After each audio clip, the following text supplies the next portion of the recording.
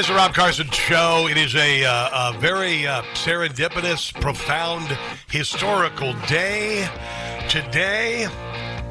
You know, our government has done its level best to ignore us while bailing out big banks and mismanagement of money.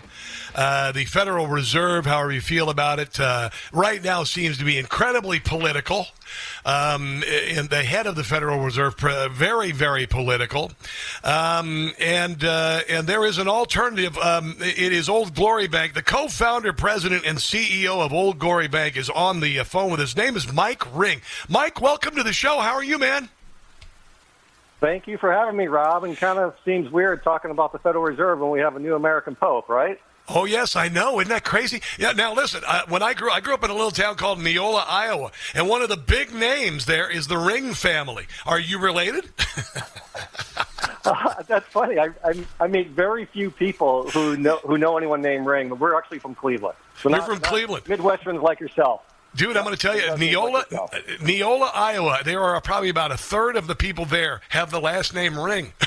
You really do, man. That is crazy. Isn't that weird? That out. Yeah. I'll tell you, one of my best friends ever, Greg Ring, and Donnie Ring and Marvin Ring. Oh my God, man, we could have a family reunion. Maybe you should come to Neola this fall for Hoodoo Days. I will definitely do it. Thank you. Yeah. Let's talk about the Federal. Well, I want to talk about Old Glory Bank first of all, because I remember hearing about Old Glory Bank a while ago. Ben Carson is one of the principals. John Rich, who's just an amazing guy. Larry Elder, among others. Sean Spicer, my buddy Sean Spicer, also a part. Tell us about Old Glory Bank and what it's all about. Yeah, thank you for that. We started just literally 2 years ago in April of 2023, and we're a digital-first bank, meaning we have a beautiful branch in Elmore City, Oklahoma, not far from Route 66. But because of our great online technology, we have customers now in all 50 states. We grew from $10 million when we started to now over $200 million in deposits because of folks like you getting the word out. And it's a very simple mission. We are a full-service bank. Everything you could do in a branch, of course, you can do on your phone. Plus. We have a lot of features the big banks don't. But unlike the big banks, we love our customers. We won't share your data improperly with the government, and we certainly won't debank you if we disagree with what you believe. That is amazing. I mean, you look at some of the things that, and I don't mention the competition, but Bank of America, working with the United States government. Not for America, Rob. Brother. Not for America. They're the worst.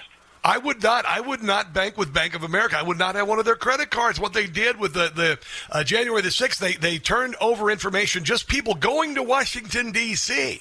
They turned it over to the feds without a warrant. Unbelievable. And I'm not here to plug my show because I'm on your great show, but if folks listen to PSO, it's the podcast I do, episode 4, I talk about the Federal Reserve. Now I can break down how, and that was a great bank at one time. Bank of America. In 1904, when it was launched, it was actually the Bank of Italy. They started that bank because legal migrant Italians were not getting banking services. So that great bank, because of Moynihan, it went to what it did. And I'm convinced the reason why they did it is because they took $45 billion during TARP. And so when the government said, Moynihan, Bank of America, you got to jump, they said, how high, sir? And they jumped. There was a lot of data. All the banks that gave data after January 6th took TARP money. It's disgusting. 100%. And I'm going to tell you, I was a part of the subprime mortgage debacle in Washington, D.C. I had a home there I bought in 2004. It was, I'll just tell you, it was worth, I paid $50,000 over because of the bubble.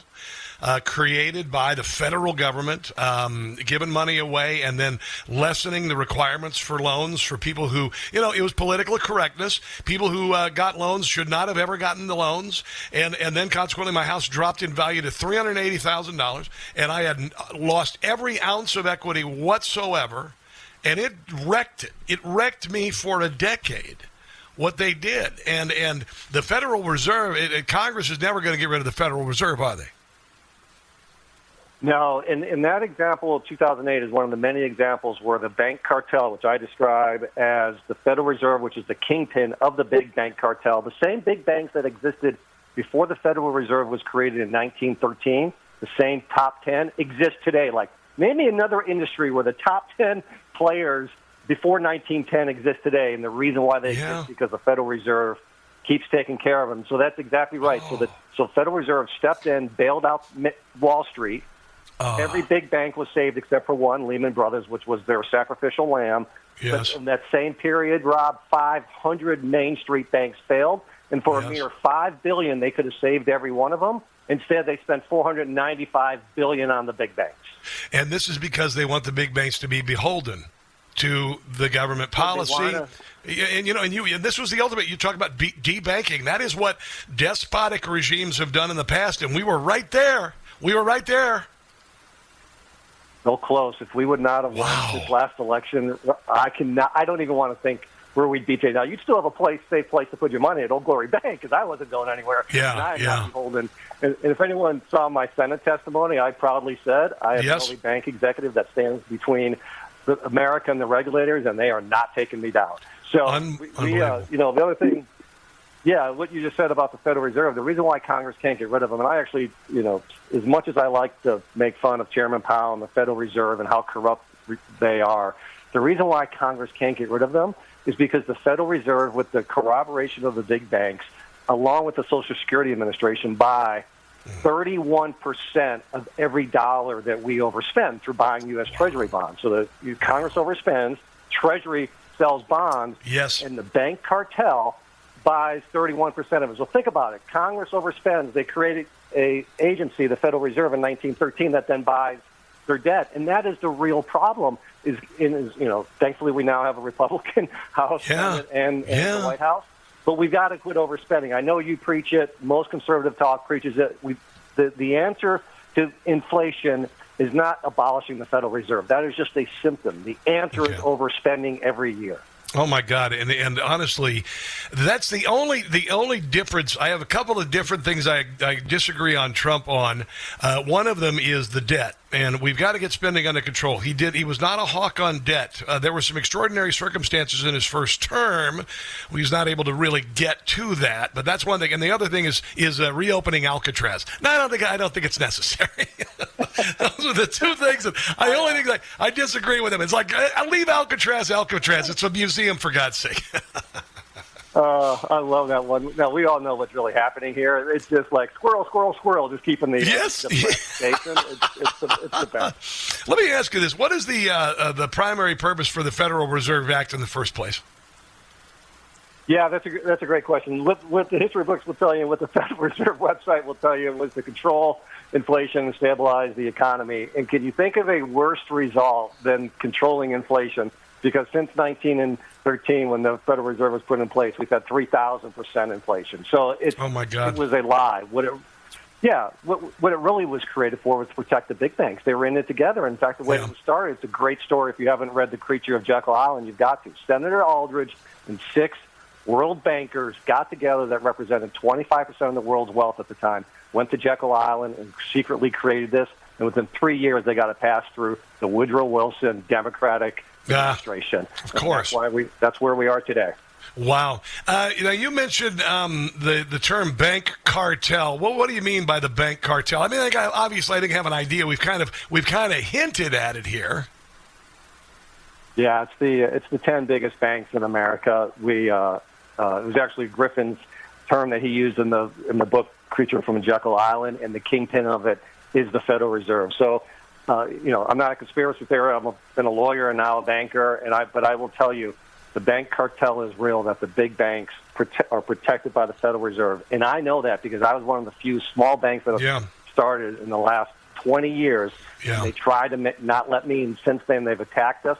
They want to keep the big banks because they can control them. They can't control independent banks like Old Glory Bank, and that's the cartel. What about gold?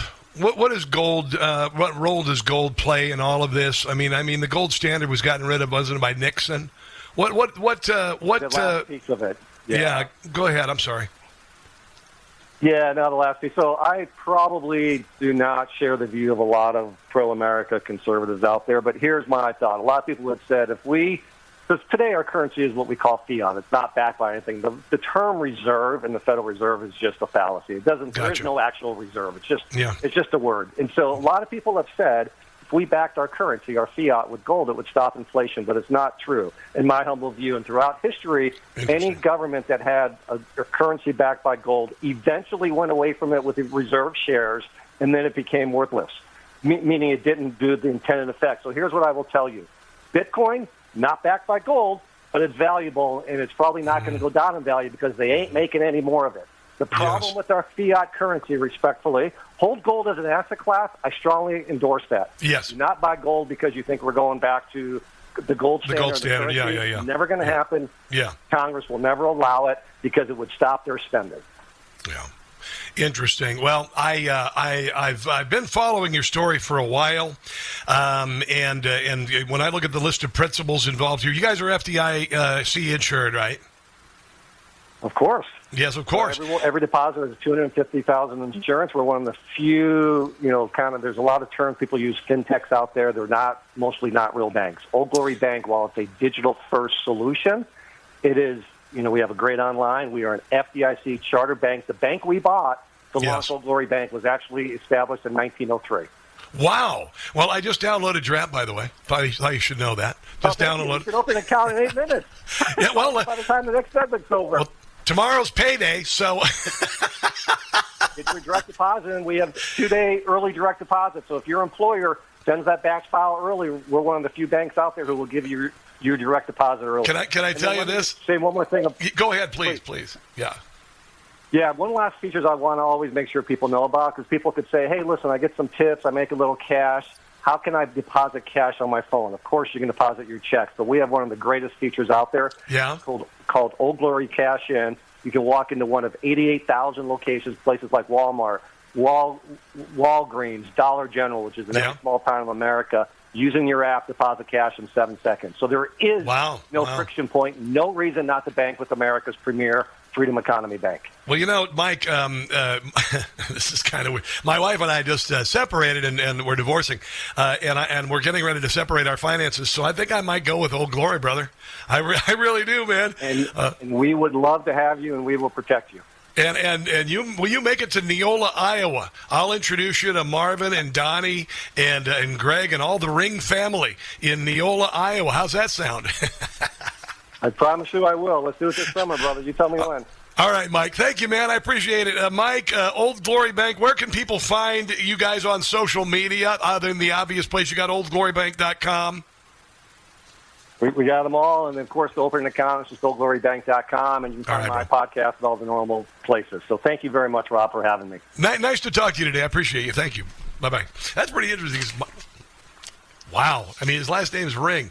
Ring is the Rings and the Nelsons and the Fishers. Those are really big. And the Getzes. I found out I was related to the Getzes and the Pauleys, by the way, when I found my biological family out just a few years ago.